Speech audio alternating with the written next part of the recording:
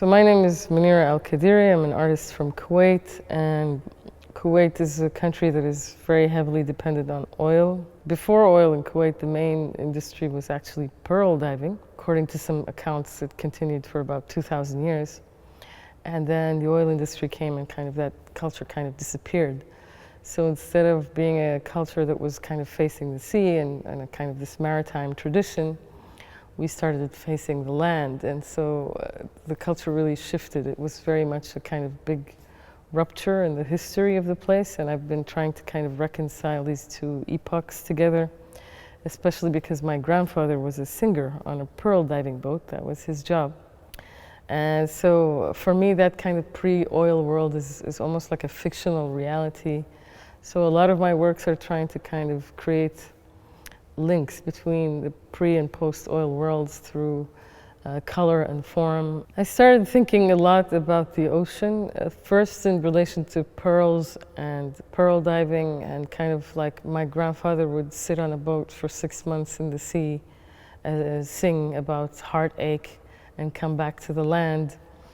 And I was just thinking about his life, this life of the sea and the ocean, and you know, when he would dive, would he make friends with like marine creatures, and what is it like in this underwater world? So I really started thinking about creatures of the sea and how they react and they live. And behind me there's a very interesting sea creature called the man of war, Portuguese man of war actually.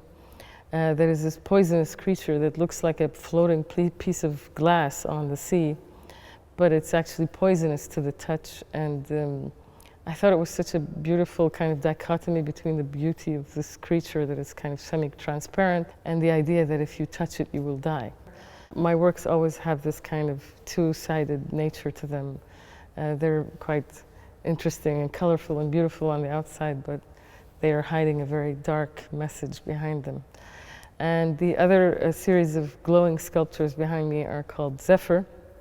These are a series of works about microscopic dinoflagellates, which are these basically sea plankton that we never see, but they have these massive blooms in the ocean that create half of the world's oxygen.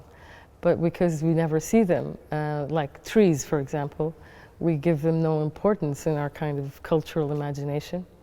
So I thought it's interesting to kind of enlarge their forms and also mimic their bioluminescence and make people really think about and confront this kind of alien landscape, which is the ocean, and have some visual connection to it.